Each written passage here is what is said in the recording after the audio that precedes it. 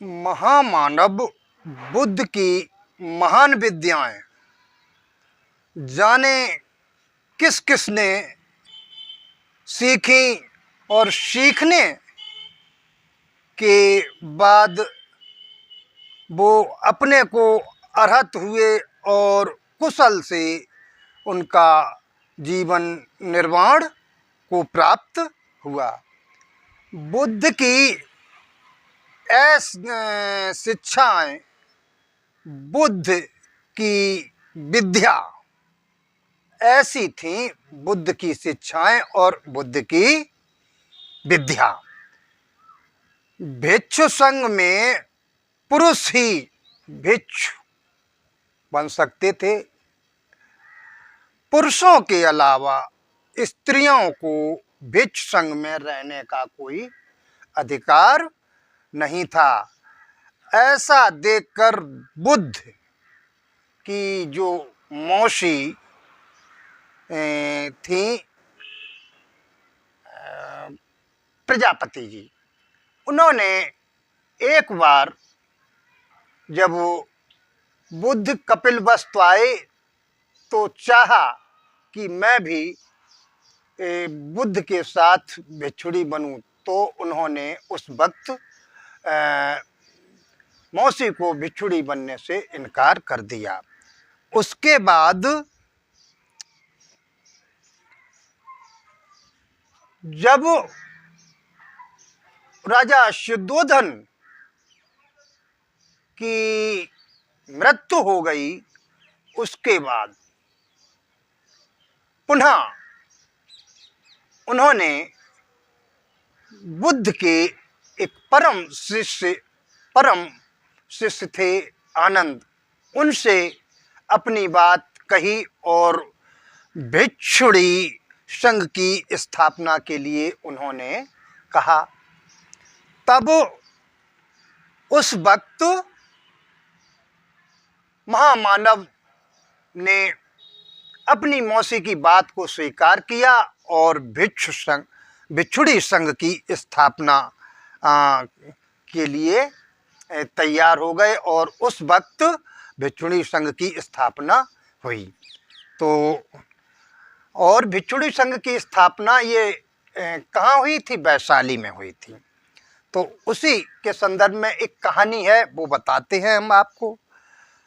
प्रजापति गौतमी महामाया की छोटी बहन और महाराजा सिद्धोधन की दूसरी पत्नी थी। सिद्धार्थ को जन्म देकर जब महामाया परलोक गामी हो गई, तब प्रजापति ने ही अपना दूध पिला करके बुद्ध सिद्धार्थ को पाला पोसा और बड़ा किया और उससे सिद्धार्थ को अपार स्नेह प्यार दिया।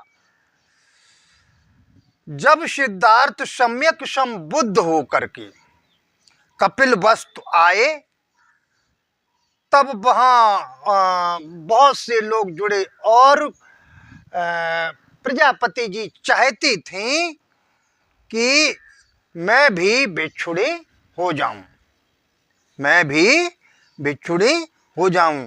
लेकिन तब जब कपिलवस्तु बुद्ध आए थे, तब भिक्षुणी संघ की कोई स्थापना नहीं हुई थी, इसलिए उन्होंने उनकी बात को अस्वीकार कर दिया और उनको भिक्षुणी नहीं बनाया था महात्मा बुद्ध ने।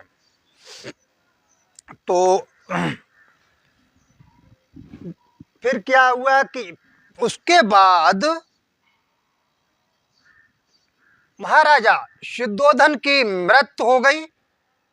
मृत्यु के बाद जब गौतमी जी ने गेरुए वस्त्र पहनकर और सिर मुड़वा करके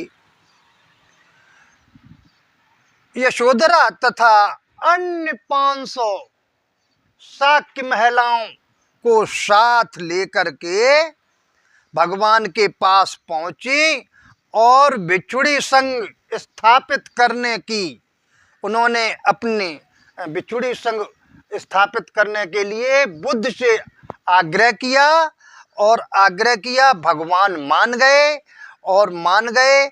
उन्होंने अपने जीवन के अंतिम समय तक भिक्षुड़ी महाप्रजापति ने न जाने कितनी कितनी दुखियारियों और लाचार महिलाओं को विपश्यना सिखा सिखा कर उनका दुख मुक्त किया और उनको परिनिर्माण के लिए अच्छे तरह से सिखाया और उनका निर्माण अच्छी तरीके से हुआ।